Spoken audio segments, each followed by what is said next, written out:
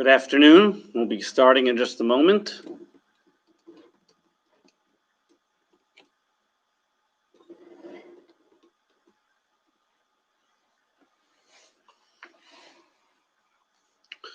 Good Shabbos and good afternoon. Today is Parshas Ve'eschanon, which is the parsha which we read where Moses reminds the Jewish people of continuing in the book of Deuteronomy.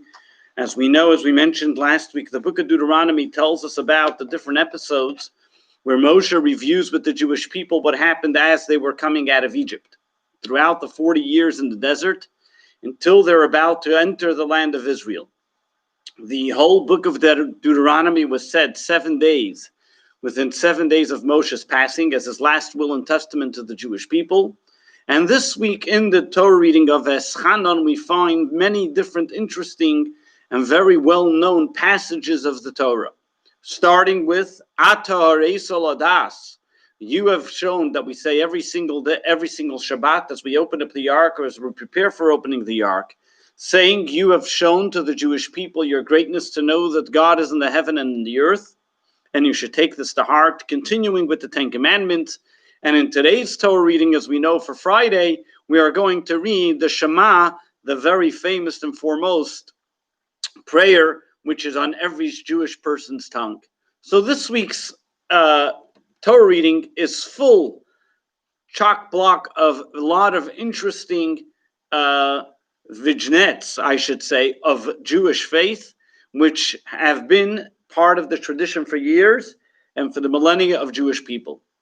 And as well as we come to the Haftorah of this week's Torah reading, which the Haftorah as well as this Shabbat is known as Shabbat Nachamu, the Shabbos of consolation, being that it comes right after the commemoration of the sad day of the destruction of the Holy Temple, where now God tells the Jewish people, comfort ye, Nachamu, Nachamu Ami, as the prophet tells the Jewish people, so to speak, embracing the Jewish people, where God, after the terrible events that happened, God now embraces the Jewish people, gives them that hug, and comforts them for the destruction of the temple. So let's start from the beginning. We'll go to Va'eschanon, where Moshe pleads to God to be able to enter the land of Israel, and go through different parts of this week's Torah reading, and we will see how there's an actual theme that everything that's discussed in this week's Torah reading, all about the same idea. And what is that? And in Parshas Ve'eschanon, Moshe begins with telling the Jewish people that he has pleaded in front of God, begged God to enter the land of Israel. Not only did he plead once, not twice, not 3 times, but 515 times, Moses asked God to go into the land of Israel. But God just said no. Instead, God told him, you will stand on a mountaintop and you will be able to view the land of Israel. And Moses realized that his not entering the land of Israel means that the Jewish people are going to have to go through more trials and tribulations and exiles for many years to come, until finally they will build a holy temple once, and then it'll be destroyed, then go into exile again, and then it'll be destroyed, build the temple again, and then go into exile. And now 2,000 years later, we are in exile and still awaiting that building of the holy temple. Moses telling the Jewish people, reminding them as they go into the land of Israel, there are many trials and tribulations ahead of them. The greatest challenge for any person is that when we view the world, it looks as a physical, materialistic, selfish world that has nothing to do with godliness. And what does Moses tell the Jewish people? On the contrary. Just like I wanted to enter the land of Israel, just like when the Holy Temple was standing, one was able to visibly feel and touch spirituality, so too, if we take it to heart, we can see it as well. And he says the verse, Ata Hareisol Adas, God has shown you, Ladas, to understand, to comprehend, but more than just comprehend. The word da'as means to apply. I can have a concept, I can comprehend a concept. But when I have das, I apply it. But it's not only an application, it's also a connection. As we find in the book of Genesis that Adam knew Eve. He connected with Eve. God has given us the ability that we cannot just only comprehend, conceptualize godliness, but we can also apply godliness in our life. And he continues in the verse, how is that possible? If you take this to heart. What are you going to take to heart? Ki Hashem hu Elikim, that God is God, mitachas hashamayim, up in the heaven and in the earth, and everything that exists in the world is God. You may ask, what is Moses telling you? These are Jewish people. We are intellects. We understand that God exists. We know there is no other God. It's one of the 10 commandments. But Moses is telling us a deeper message. Moses is telling us that, yes, there are many people that agree God is in the synagogue, God is in the Torah is holy, spirituality is holy. But when I go out into the physical world, when I look in the world around me in the materialism, maybe God is not there. Maybe God doesn't exist within that. Maybe that's where God says that's for us humans to be able to take charge on our own. That's, where I leave, as they saying in the early intellect, so to speak, used to say, God is in the synagogue, be a Jew at home, but be a non-Jew when you leave the home. Over here, Moses reminds the Jewish people, as when you leave your home, when you're involved in business activities, seemingly materialistic things, seemingly layman's activities, things that have nothing related to Judaism. You may say, where's God there? That's where Moses reminds them. This is what God has shown you, that God exists within every single parcel of your universe. God exists within every single idea that exists in the universe, whether it's in our business activities, whether it's our most physical, materialistic part. God is very part of it. How is it? When you make a blessing on the food you eat, when you do your business in an ethical or moral way, when you treat a person on the street and you help somebody cross the street, then you are bringing God and you're making materialism very true and very real. You're bringing God into air, and you will see God in every single aspect of your life. And with this, Moses goes to another step. And he tells them about the laws pertaining to cities of refuge, which he mentioned a few weeks ago. And he tells them as follows. And Moshe designates 3 cities of refuge that are going to be, the purpose of the city of refuge was that if a person killed somebody inadvertently, the relative of that person that was killed has the right to be able to kill, to take revenge on the person that killed their relative.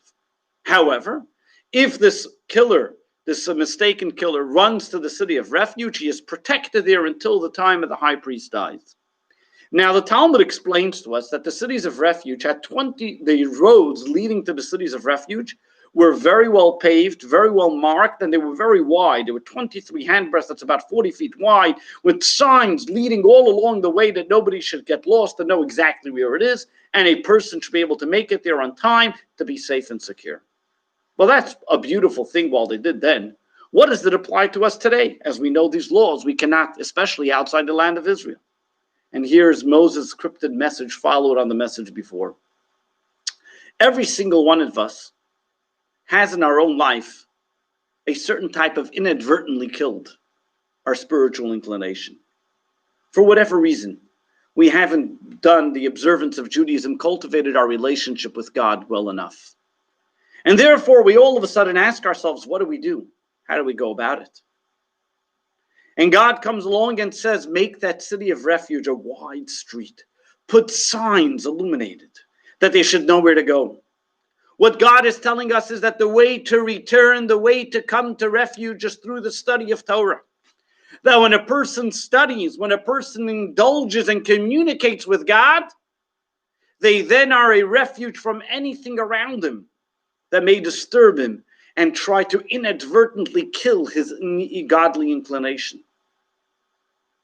Today, more than ever, we have the possibilities to indulge and to be able to study Torah and learn Torah and connect to God in any way, shape, or form, in any medium possible. Just with a click, we can come to thousands of pages and commentaries, videos, audios, whatever it may be, to the study of Torah.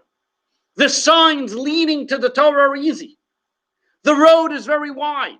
There's nothing to be ashamed of. You can get there very easily.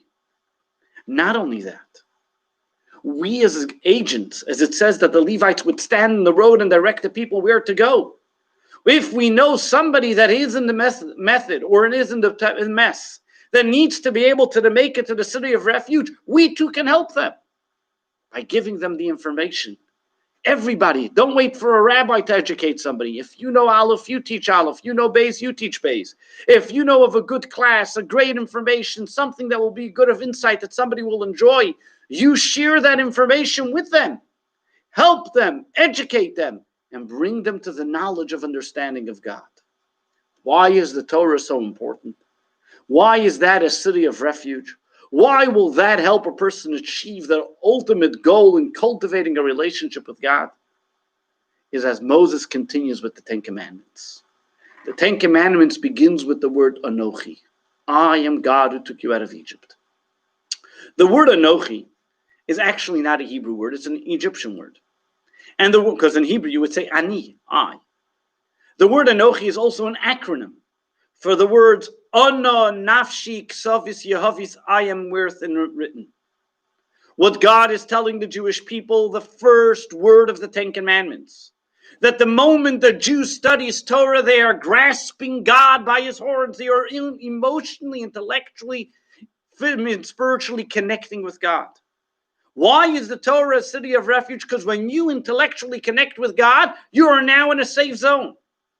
Because you are with God. You brought God into your life. In it, when you study the Torah, this is godliness.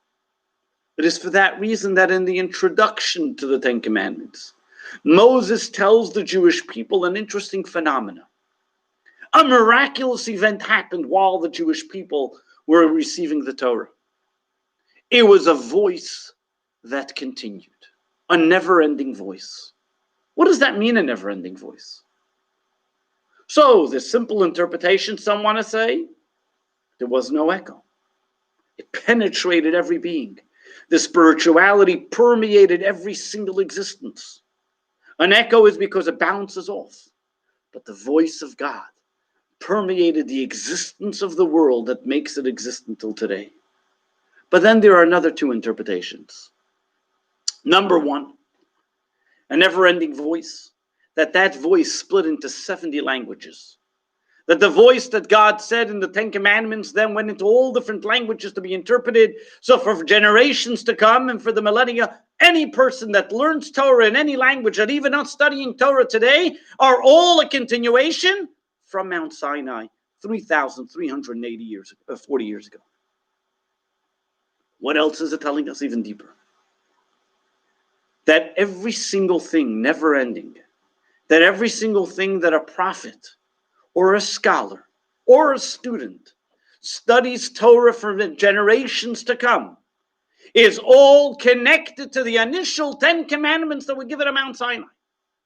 That when we study Torah today, it's not just studying a book of a history of an event that happened many years ago, but we are actually connecting and we are continuing and we are part of the chain reaction that started on Mount Sinai. When you have a chain, when you have something that never ends, even at its furthest point, it's as close to its original point as any part. In the circle, there is no beginning and no end. Every part of it is closer to the end than to the circle, and to the beginning. Being that the Torah, the voice of the Torah that God gave us, the Ten Commandments, includes our study today, we are essentially connected with the Ten Commandments that was given then. Our studying Torah is part of the Ten Commandments that was given on Mount Sinai. And that continuing voice is still today for every scholar and every person studying Torah connects to the Torah that was given on Mount Sinai 3,300 years ago. What God did, creating the infinite wisdom, making the wisdom that every single person has the ability to cultivate and create that connection with God in everything they do and in anything they do. Whether it's sitting and studying by your computer and listening to a Torah class, going out into the street and helping a person, doing any of the precepts of the Torah, any of the commandments of the Torah, imbuing this world with a godly flame, you are connected to the essential source, to the original of the Ten Commandments. Why? Look at it. What's the first letter of the Ten Commandments? The first letter of the Ten Commandments is an Aleph. There was once a school teacher, who asked the first Chabad Rebbe, how do I teach the children? And he explained to him, and he says, you're going to look at an aleph. You're going to teach a child the letter aleph. You'll see an aleph is made up of 3 parts. A yud above, and a yud below, and a line in between. Well, you should tell the child, even at the small stage, that God is above and God is below, and it is the Jew, through his study of Torah and the observance of the mitzvahs, that connects and brings God from above and God below and makes this world a holy and divine place. Every single mitzvah we do takes us back and connects us to a chain reaction development that started at Mount Sinai and continues till this very day, by us learning and teaching every single Jew about the teachings and the precepts of the Torah. And learning those teachings of the Torah, we automatically connect to the first time the Torah was given on Mount Sinai, regardless of the tumultuous times we may live in, regardless of the persecutions that we may have gone through, regardless of what may have happened during the generations. As Moses begins this week's Torah reading, he tells them what God gave you was ladas. It's not just a concept. It's not just an idea, but it's applicable. We can apply it. We can connect to it. Every single person on their level, every single individual has the ability to connect to those commandments that were given on Mount Sinai, even during the toughest and darkest materialistic times. We have the ability to connect, which is why, as God tells the Jewish people, as he concludes in the Haftorah, even after we suffered the destruction of the temple, and after we suffered the destruction of the first temple, then again the second temple, God tells us, Nachamu, Nachamu Ami, I am here to give you that hug. I am here to comfort you. God gives us a hug, and he hugs every single Jew. And he says, don't you worry. Don't you be concerned. There's going to be the rebuilding of the third and holy temple. We'll all be back together. And in fact, here's an interesting thing, a very amazing thing. Rabbi Isaac Luria writes, if you look at the destruction of the second temple, it says that at the time, on the 10th day of Av, which is today, when the temple was destroyed, there were those that sang and rejoiced. They laughed. You may ask, why are they laughing? The temple's destroyed. Lives are being killed. Because they saw that only a temple, a place of bricks and stones, were destroyed. But the Jewish people are eternal. Am Yisrael Chai. The Jewish people live forever. So too today, on the 10th of Av, we remind ourselves. And we say, regardless of the turbulence that happened around the world, regardless of what's going on, Am Yisrael Chai. The Jewish people are eternal. The Torah is eternal. The Torah gives us the ability for us to connect to eternity, for eternity, with those commandments that God gave us on Mount Sinai. And God reminds us, I comfort you, I comfort you. Maybe the building is in shambles, but this building will be rebuilt. We'll be able to have the presence of godliness again in this world, seeing the rebuilding of the Beis Hamikdash, the third temple, which will be bigger, greater, and infinitely larger, and for eternity. That is the greatest comfort that God can give the Jewish people.